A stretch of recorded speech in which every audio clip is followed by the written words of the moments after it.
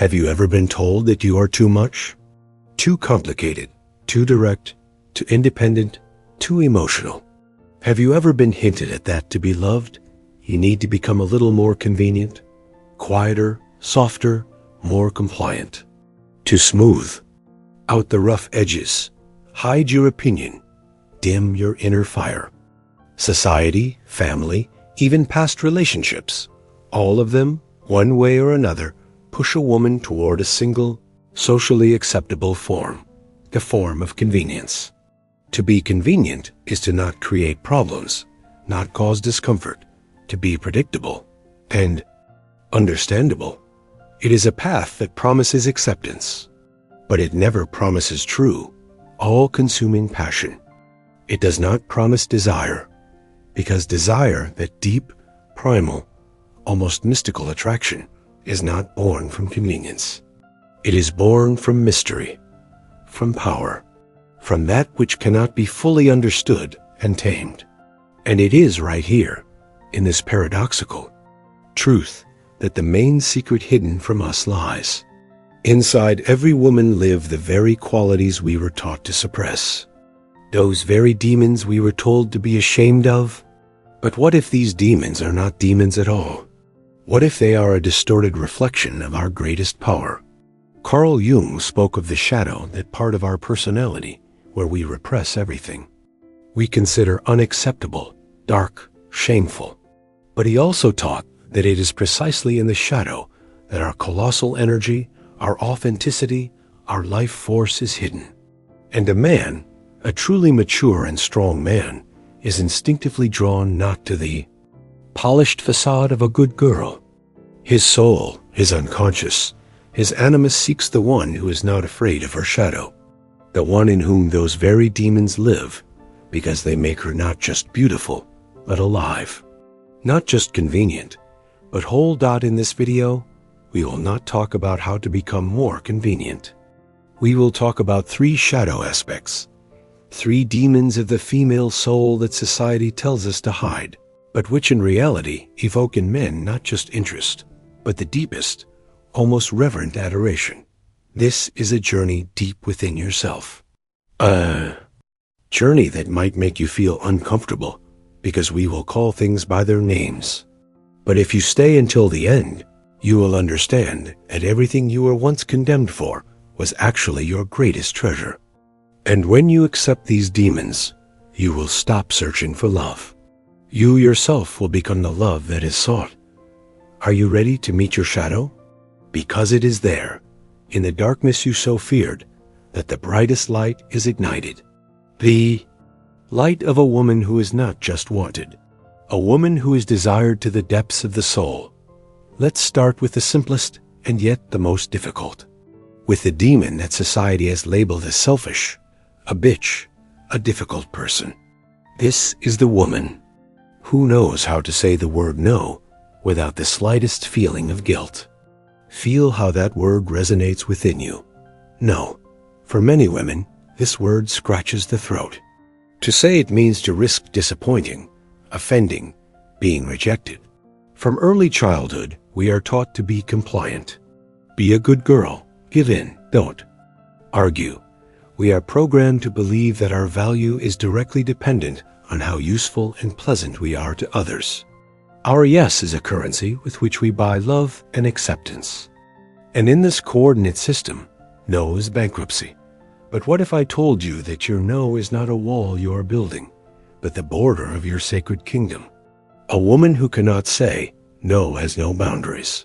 She is an open field that anyone can walk across, take anything from, and leave without giving anything in return. She is a resource, emotional, physical, spiritual, and men, immature men, who are looking not for a partner, but a mother, a maid, or a therapist, adore such women. Because they are convenient. They ask for nothing. They give everything. They always say yes.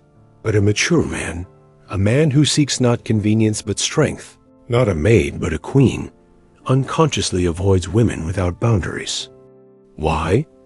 Because a person who does not respect their own boundaries is not capable of truly respecting others. A woman who says yes to everything, in his eyes, has no center of her own, no value of her own. She is a reflection of others' desires, not a source of her own. Her world revolves around others, which means she has no world of her own to enter. A woman who has mastered her first demon, the demon of refusal, ceases to be an open field. She becomes a sovereign state. She has her own laws, her own rules, her own territory. Her no is not an act of aggression. It is a declaration of her sovereignty. It is a calm, confident, and non-negotiable statement. This is where my space begins. And entry here is by invitation only. This is what drives them mad. A man accustomed to female compliance is at first infuriated by this. He encounters an invisible wall where he expected an open door. He tries to break it down, to manipulate, to induce guilt. You don't love me? Do I mean nothing to you? You've become so cold. This is a test. The universe, through this man, is testing whether you are truly ready to be a queen, or if you will once again agree to the role of a servant. And if you endure, if your no remains as firm as a rock, an alchemical transformation occurs. In the eyes of a mature man, fear or irritation is replaced by respect. He sees before him not just a woman, but a person. He understands that her yes, if she says it, will have colossal value, because it will not be automatic, not begged for, not suffered out of fear. It will be the conscious choice of a queen who has decided to let him into her kingdom. And for such a yes, he is ready to do anything. Carl Jung would have called this process the beginning of individuation, the attainment of oneself. As long as a woman has not learned to say no, she lives in the collective unconscious, merged with the expectations of others. Her no is an act of separation. It is the birth of her individuality. It is the awakening of the wild woman archetype who does not obey others' rules because she lives in harmony with her own instincts. This demon is frightening. It frightens women because it threatens loneliness. It frightens men because it deprives them of power. But this is an illusion. In reality, this demon filters. Like a powerful filter, it removes from your field everyone who came only to take. Everyone who seeks a function in you, not a soul. Everyone who is not ready to meet an equal. And when the dust settles, those who remain or appear beside you are those who can see your value, not in your compliance, but in your wholeness. A man who is not afraid of your no is a man who is confident enough in his own yes. He is not looking for confirmation of his significance in you. He is looking for the one whose significance is self-sufficient, the one with whom he can build an empire, not just build a cozy nest. Think about it. How many times have you said yes when everything inside you was screaming no? How much energy have you spent on things that meant nothing to you, simply out of fear of offending someone? Every time you betrayed your no, you betrayed yourself. You gave away a piece of your kingdom to be plundered. To accept this demon means to reclaim your land. It means understanding that your time, your energy, your body, and your soul are not a public cafeteria. They are your temple. And you are the high priestess in it. You decide when to open the gates. And your no is not a manifestation of cruelty. It is an act of supreme self-respect. And a man, a real man, will never truly love someone who does not respect herself.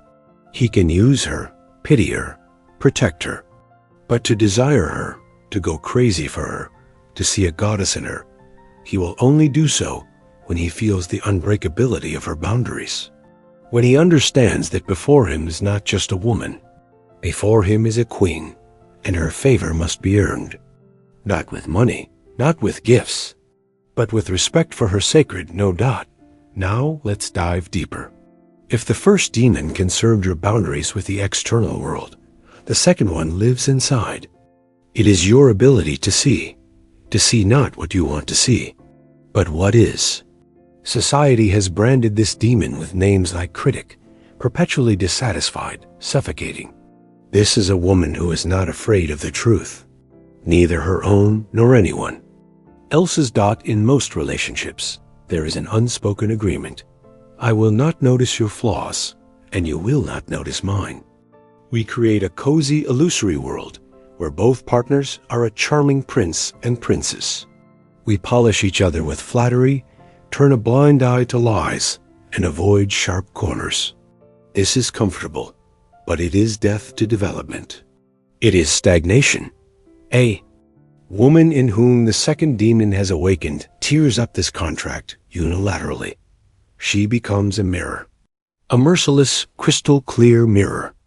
And when a man looks into her, he sees not only his best sides, which she certainly appreciates.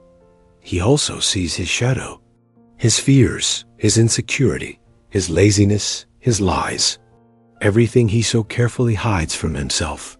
This does not mean she constantly nags or criticizes him. No, criticism is a product of the ego. The mirror is a quality of the soul. She can be silent, but her very presence, her penetrating gaze, her inability to participate in a lie, all of this forces his shadow into the light. He begins to see himself through her eyes. And this sight is often unbearable. The reaction of an immature man is predictable. Anger, denial, accusations. You don't appreciate me. You only see the bad in me. It's impossible to relax around you. He tries to break the mirror because he is not ready to face his own reflection. He looks for a woman fog, a woman filter who will hide his own truth from him. He looks for the one who will lie to him that he is a hero, even when he acts like a coward, and he leaves, slamming the door for someone who will be more convenient. But a mature man, a man who is embarked on the path of self-development, the path of a warrior, he is looking for exactly such a mirror. He is tired of flattery.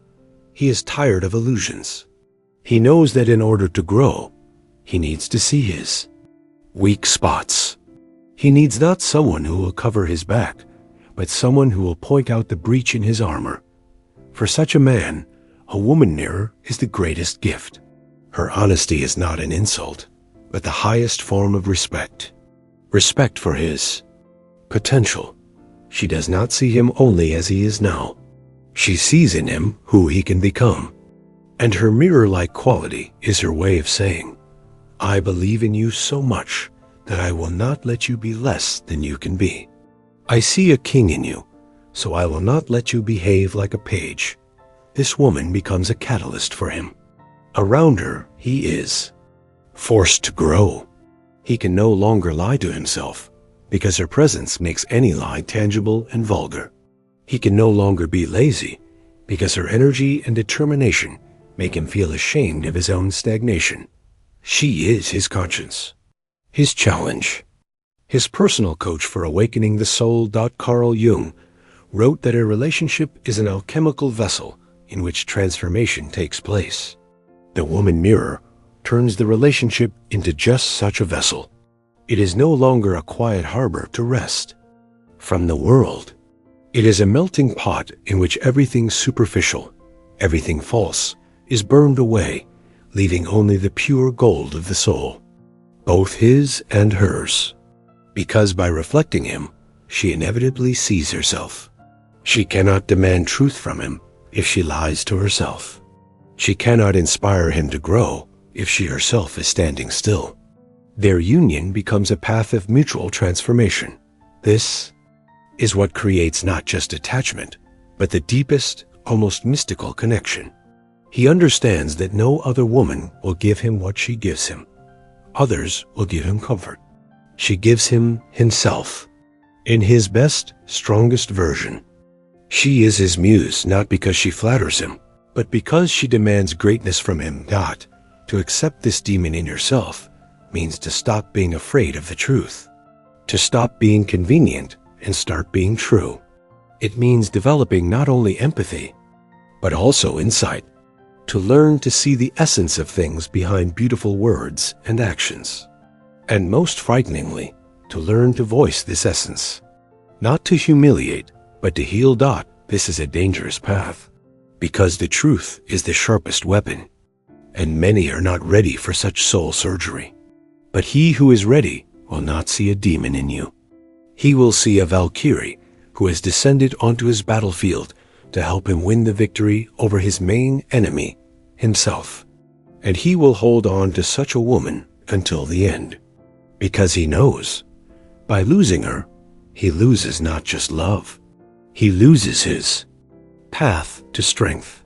He loses his most honest mirror, and now the deepest, darkest, and most powerful demon. If you are ready, let's go further. This demon is your relationship with your own darkness, with your pain, your chaos, your imperfection. Society has branded it with names like hysteric, depressive, unstable. This is a woman who is not afraid of her own inner abyss. She has descended there, and she knows how to return from it. The modern world is obsessed with the cult of positivity. Think good thoughts, don't be sad, smile. We are taught to fear and avoid negative emotions. Sadness, anger, anguish, despair, all these are considered signs of weakness, almost a disease. And a woman, to be normal, convenient, must always be a little happy, light, bright. She must be a sunbeam that shines for her man. But what happens when dark times come for this man? When he is overwhelmed by a business failure, a friend's betrayal, a loss of meaning, an existential crisis. He comes home to his quiet harbor, to his sunbeam, but he cannot share his darkness. Why? Because he is afraid of extinguishing her. He is afraid that her fragile, artificial positivity will not withstand the weight of his pain. He sees how she herself panics at any hint of negativity, and he realizes that in his battle, he is alone. With her, he can only be a winner. But he cannot be himself tired, wounded, doubting. And this is the most terrible loneliness. Loneliness for two. Now, imagine another woman. The one who has accepted her third demon. The one who is not afraid of darkness. She knows what pain is. She has looked into the eyes of her own despair. She has lived through her losses, not run from them into shopping or empty affairs. She is not afraid of tears because she has shed liters of them. She is not afraid of silence because she has spent long hours in it talking to her soul. She is not afraid of chaos because she has learned to find her order in it. When her man comes, home, broken and devastated, she doesn't fuss. She doesn't rush to cheer him up or give unsolicited advice. She doesn't say banalities like everything will be okay. She just is. She sits next to him. She creates a space, a safe, deep, accepting space in which his darkness is not afraid to manifest. Her own inner silence absorbs his scream. Her calm anchors his storm. He looks at her and understands. She is not afraid. She will not break from his pain. She will not judge his weakness, because she knows that darkness is as much a part of life as light, that weakness is the other side of strength, that falling is the prelude to rising. At that moment, he falls in love with her not as a woman. He falls in love with her as life itself, whole, full, accepting everything. She becomes for him not just a wife or a lover. She becomes his priestess, his guide, the one person in the universe with whom he can take off all his armor and just be whole, with all his strength and all his pain. Carl Jung said that a tree that wants to reach heaven must send its roots into hell. A woman who has accepted this demon is a tree with deep roots. No wind can topple her, and it is in the shade of such a tree that a man can find true peace and healing. He is instinctively drawn to her because his soul knows she can handle it. She can handle him, herself. The whole world. To accept this demon in yourself is the hardest thing. It means to stop running from your pain, to stop patching up the cracks in your soul with positive thinking. It means allowing yourself to be different, sad, angry, tired. It means journeying into your own unconscious, into your personal hell, and meeting all your monsters, not to kill them, but to get to know them and integrate their power. This is the path that transforms a woman from a princess waiting for rescue into a goddess of the underworld, into Persephone, who knows both the world of flowers and the realm of shadows, and therefore possesses the fullness of power. And a man who meets such a woman understands that he has found a treasure. He has found the one who will not run away when it gets scary, the one who will offer him a hand when he falls into his own abyss and calmly say, "I have been here. I know the way out. Let's go." And this attraction is the strongest, because it is not based on fleeting passion, not on convenience, and not on social benefit. It is based on a deep archetypal recognition. The man's soul recognizes in her the one who is capable of containing him entirely. And this is the highest form of love. A love that does not fear death because it has already known darkness. So there they are, the three demons that truly strong men adore. The first is the queen of her kingdom, whose sovereignty rests on the sacred word no. The second is the cruel mirror of truth, whose honesty becomes a catalyst for growth. The third is the priestess of her own abyss, whose ability to embrace darkness grants true healing. Sovereignty, truth, depth. These are not demons. This is the trinity of power of an awakened woman. This is what makes her not convenient, but truly alive, magnetic, unforgettable. This is what transforms her from an object of desire into the very source of desire. Perhaps as you listened, something inside you resonated with pain or recognition. Perhaps you remembered how they tried to fix you, to improve you, to make you give up one of these aspects of your soul. You were told that you are too independent, too honest, too deep. They tried to convince you that these were your flaws. But today, you know the truth. They were not flaws. They were your power, which others feared. The path to accepting these demons is the very path of individuation, the path to yourself, to your wholeness. This does not mean you have to become evil, cruel, or perpetually sad. No, it means allowing yourself to be everything. It means integrating your shadow so that it stops controlling you from the underground and becomes your ally. A woman who has befriended her demons becomes incredibly attractive. She radiates a calm confidence. There is no neediness in her, no hunger for love and approval. She herself is the source. She is not looking for someone to complete her. She is looking for someone with whom to share her fullness. And if this message has found you right now, it is not by chance. It means that your soul is ready to stop being convenient and start being whole. It means that you are ready to meet your real power. Do not keep this light to yourself. If you feel that this is important, share this video with another woman who may also need to hear that her flaws are her greatest strength. Leave a comment, and if you are ready to declare your choice to the universe, write one word: whole. I want to see those who are ready to walk this path. And of course, subscribe to the channel. Here, we are not afraid of depth. Here, we speak the language of the soul. Because the world is already tired of convenient women. The world needs whole. Women, the world needs you. All of you, without reservation. With every one of your beautiful demons.